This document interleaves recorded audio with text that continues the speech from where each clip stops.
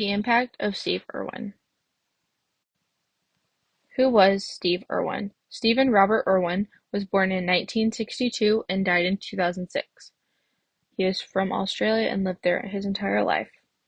He married Terry Rains, an American conservationist, in 1992, and they later went on to have two children together, Bindi and Robert. Early life. In 1973, his parents founded the Australia Zoo, which started as a small reptile park. He learned his knowledge of reptiles and how to catch crocodiles from his father.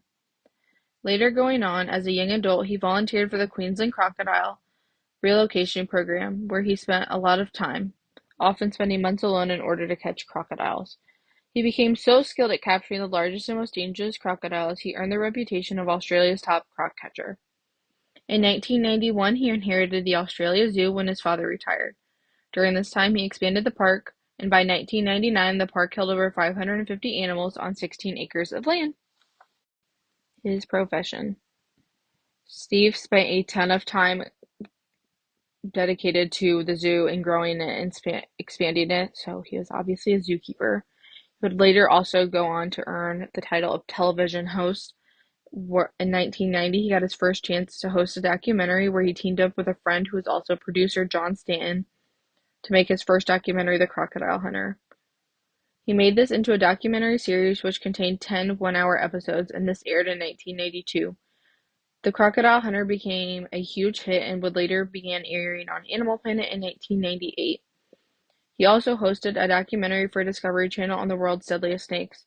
Steve would go on to host a variety of shows for different networks promoting animal conservation and talking about them. While filming for an underwater documentary for Discovery Channel called Ocean's Deadliest in the Great Barrier Reef, Steve was killed due to a stingray injury. During a break from filming, Irwin decided to swim in the shallow water and hoped to get some footage for his daughter Bindi's TV show. During this, a stingray barb pierced his chest and impaled his heart. This is one of the few known stingray attacks on humans. His role in conservation. The Irwins established large private wildlife refuges in Australia. They founded the organization called Wildlife Warriors Worldwide with the goal of promoting wildlife conservation, education, and research. In various interviews and throughout his show, Irwin emphasized the importance of protecting threatened and endangered species of all kinds. His goal was to get people excited about animals, because if people are excited, it makes the animals easier to save. I could go on and on about the impact that Steve Irwin had on conservation biology, but as you can see through his profession and the various TV shows he was able to host, his goal was truly to protect all endangered species and to make a name for them. Even after death, Steve is still making a difference in conservation. After his passing, the Steve Irwin Wildlife Reserve was created. It is 330,000 acres of untouched wildlife. There are 35 different ecosystems thriving in the park. Endangered and rare species are able to thrive in the reserve.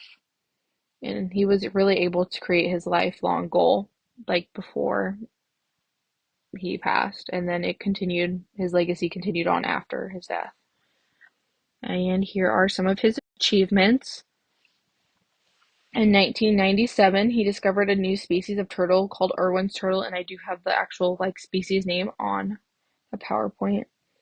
In 2001, he was awarded the Australian government's Centenary Medal for service to global conservation and tourism. In 2002 is when his conservation charity was established, which was the Wildlife Warriors Worldwide. In 2006, he was awarded honorary professorship by the University of Queensland School of Integrative Biology, as he made such a big impact on Australia's wildlife. Here are a few fun facts. In 2009, he was honored with naming of a new species of land snail called Crikey Steve Irwin. In 2015, he was the recipient of Queensland's Great Award. 2018, he received a star on the Hollywood Walk of Fame. His catchphrase was Crikey, which is why this land snail was named Crikey Steve Irwin.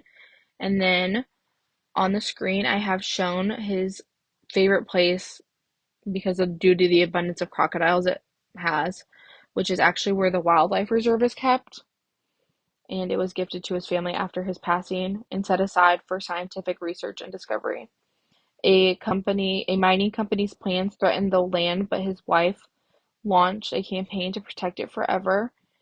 Because the land is known for the strategic environmental area, it now has more protection than the Great Barrier Reef due to the scientific research that they have going on there. And his mission was to save wildlife. I could go on and on about all the impact he had on the conservation biology and the different things he did for his community, but I think this is a pretty brief and good summary. Okay, and then here are some of the sources I used. Did use two websites, but there were the Australia Zoo and then the organization that he founded.